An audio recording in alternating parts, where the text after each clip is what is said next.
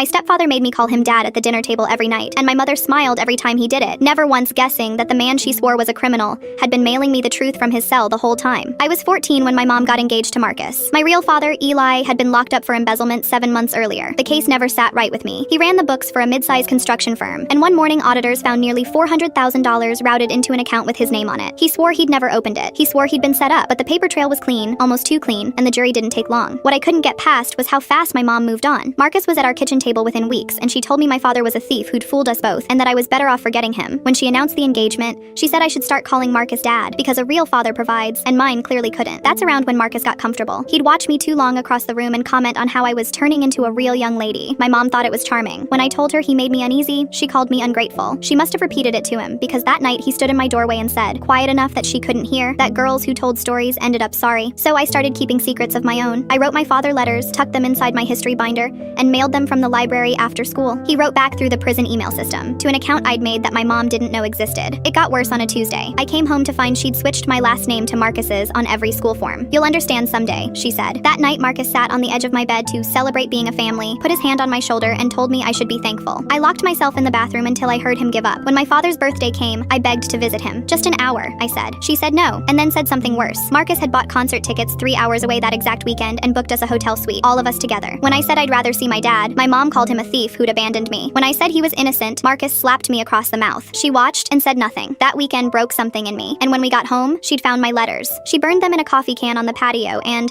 as punishment, took my bedroom door off its hinges so she could keep an eye on me. Marcus took that as an invitation, lingering in the empty doorframe at night. That was my breaking point. I snuck into the school computer lab after hours and wrote my dad a long, rambling, half-coherent message about everything. I didn't expect it to fix anything. I was too numb to expect anything. 2 weeks later, he replied. It was long and gentle and said all the right things, but one line stopped me cold. Did you look where I told you to? I had no idea what he meant, so I went back through every email he'd ever sent, line by line, and I found it, buried in a message from weeks earlier, the day after I'd first begged to visit him. I'd been too gutted that day to read carefully. He'd written that I should go into the crawl space under the back stairs, behind the loose panel. I waited until my mom and Marcus left for their Friday dinner out. My hands shook as I pried the panel loose with a butter knife. Behind it, wrapped in a freezer bag, was a flash drive and a folded sheet of paper in my father's handwriting. The note was dated 3 weeks before his arrest. Found statements proving Marcus opened the account under my name. He and Lauren have been planning this for months. If anything happens to me, this drive has the bank records and the messages between them. Get it to a lawyer. Trust no one in this house. The drive held screenshots my mother and Marcus dated, discussing how to make it look like Eli. Then headlights swept across the wall. Tires in the driveway. They were home early. I shoved the drive into my sock, put the panel back, and walked downstairs with my heart slamming. But I already knew. Within a month, that drive was in the hands of my father's appeals attorney. He's home now. They are not.